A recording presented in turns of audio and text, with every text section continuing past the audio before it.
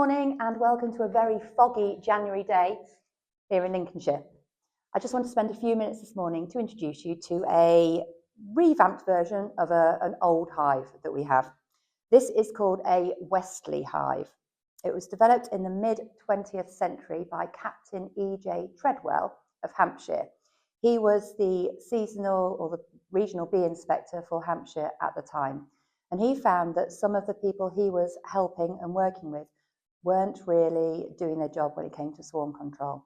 And as I show you around the hive, I'll explain a little bit about how he developed it and the reasons why. The hive is made from sustainable English cedar. So the hive is this part at the top, and then it also comes with an optional stand, also in English cedar, at the bottom. So we've got a pair of toggle fasteners on the front. I'm just going to open those here, and you can see that the roof is on gas struts.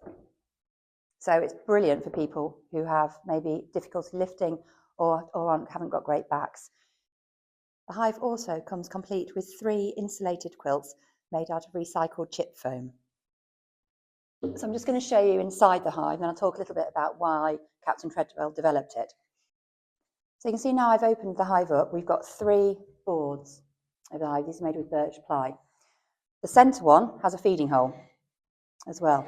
So what Captain Treadwell thought when he developed the hive is that if you could have a hive where you could get straight into the brood nest without affecting the bees and the supers, without messing around with crown boards, propolis, excluders, etc., you'd be able to do a much better inspection. So as soon as you open up the hive, you can remove the middle board and you're straight into the brood nest. There's entrances around the back, which I'll show you in a few minutes. Straight into the brood nest, straight away to do your inspections.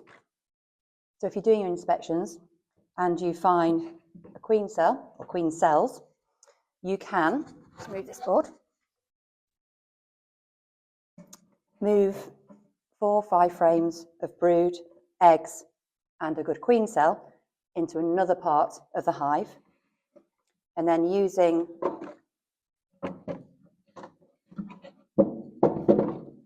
a blanking board, blank them off.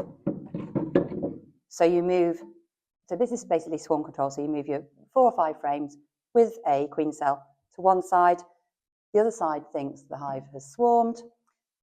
This part of the hive, the queen will hatch, she'll get mated. Once you know the queen is laying, the old queen could then be destroyed, hive merged back together, or of course these frames could be taken out into a nuke hive or to produce a full colony. So in here with the hive, you have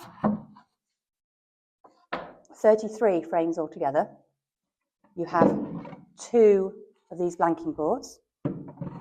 So you could use it for other things as well. You could use it to run 3 different colonies. So it's only over winter 3 colonies, smaller colonies. And you also have 1 vertical clearer board, which just stored at that end, with a rhombus escape. So if you wanted to clear the bees, then you could use this, a vertical clearer board. It doesn't come with any queen excluders. We could make those, but at the moment we haven't done any queen excluders for it, just because naturally the queen will lay in the middle and the honey will be at the outside of the hive. So I'm now going to show you around the back and show you the entrances. So here we are around the back of the hive where the entrances are. Of course, you inspect from the other side, so that's quite nice. The bees come out one side, you inspect from the other side. So we've got 3 different entrances. We've got one either end, which are a hole, which can be open and closed. And then we've got the large entrance here down the middle. And also we've got some ventilation holes just up here at the top. And you can see the butt hinges as well, where the lid is opened.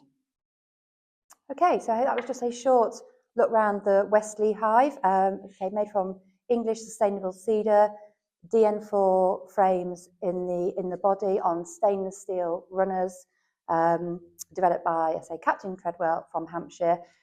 We have one of the original hives in our museum up here. It's actually based on a Smith frame, so it's slightly different proportions. But if you ever want to come up and see it, it is on our museum, and you're welcome to have a look. So I hope you like this long hive.